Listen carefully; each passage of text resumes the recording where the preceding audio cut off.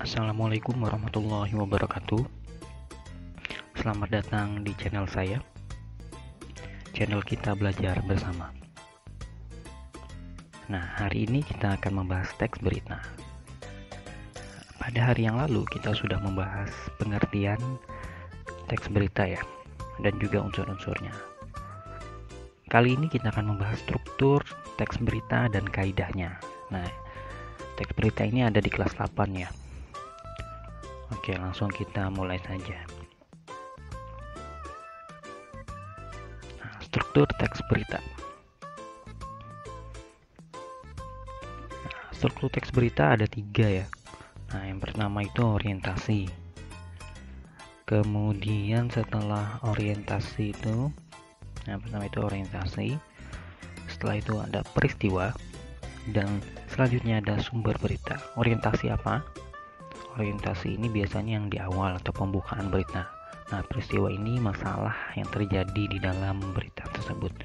Sumber berita ini dari mana berita itu didapatkan. Nah, oke, semoga jelas ya. Nah, oke, saya lanjutkan. Nah, kalau dibuat piramida seperti ini ya. Nah, sebuah berita itu kalau dibuat piramida jadinya seperti ini. Nah, yang paling awal itu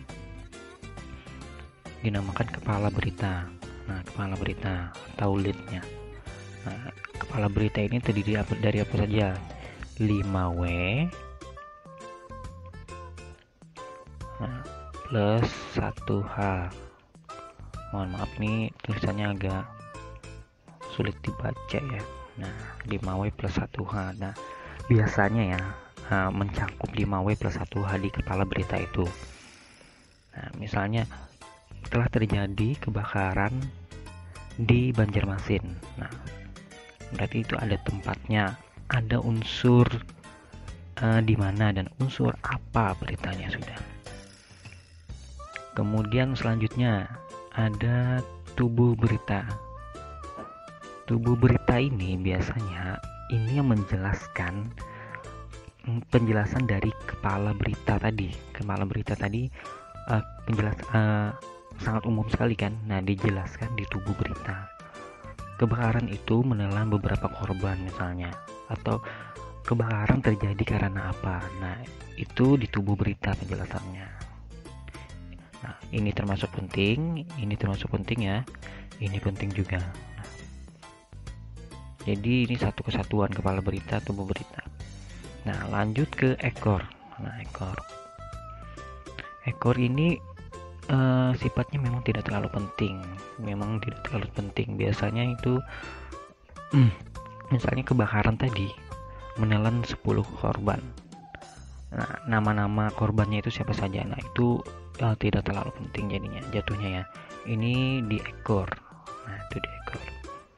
Ya, semoga bisa dipahami. Sekarang saya lanjutkan. Sekarang kaidah kebahasaan teks berita. Nah, kaidahnya ada 6 ya. Yang pertama itu bahasa baku, kalimat langsung, konjungsi bahwa, konjungsi temporal dan kronologis, keterangan waktu, dan kata kerja mental. Oke, kita bahas satu-satu. Silakan dibuka e-booknya, nanti saya share di grup juga e-booknya ya. Nah, kita buka e-booknya.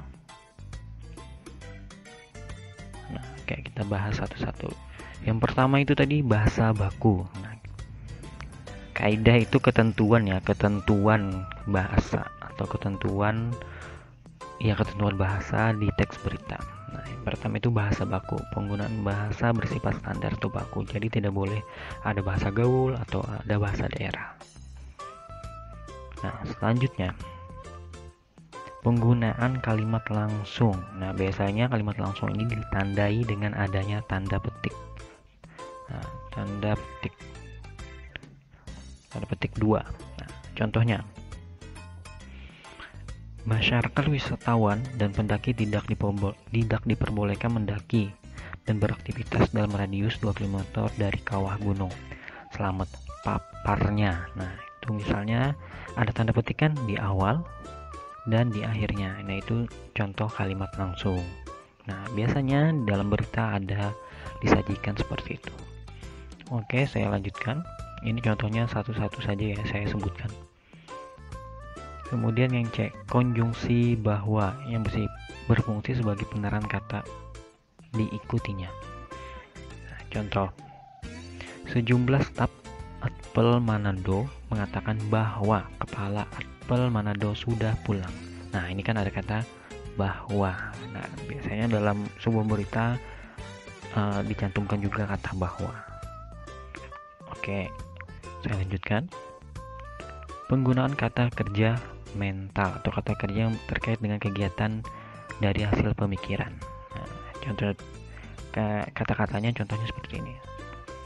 Antara lain memikirkan, membayangkan, berasumsi, berpraduga, berkesimpulan, beranalogi. Nah, itu contoh-contoh dari kata kerja mental.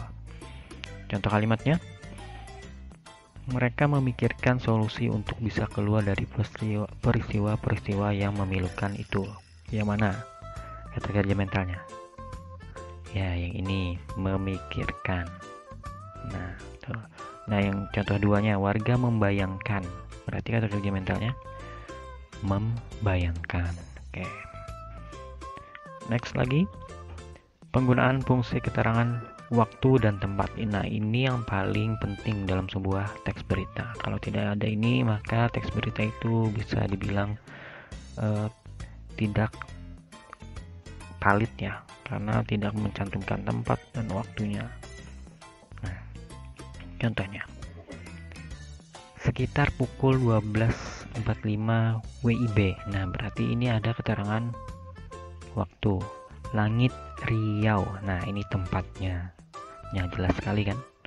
Nah, kemudian contoh duanya, gempa dengan kekuatan 5,4 skala Richter menerjang Maluku pagi ini. Nah, Maluku itu tempatnya, pagi ini itu waktunya. Nah, jadi sebuah berita harus mencantumkan keterangan waktu dan tempat. Nah, yang terakhir, penggunaan konjungsi temporal atau penjumlahan. Contoh kata-katanya seperti kemudian, sejak, setelah, awalnya, akhirnya.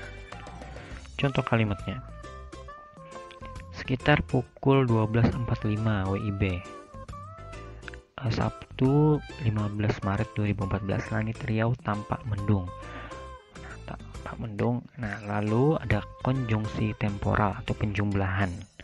Tak lama kemudian. Nah, yang mana ini kata-katanya?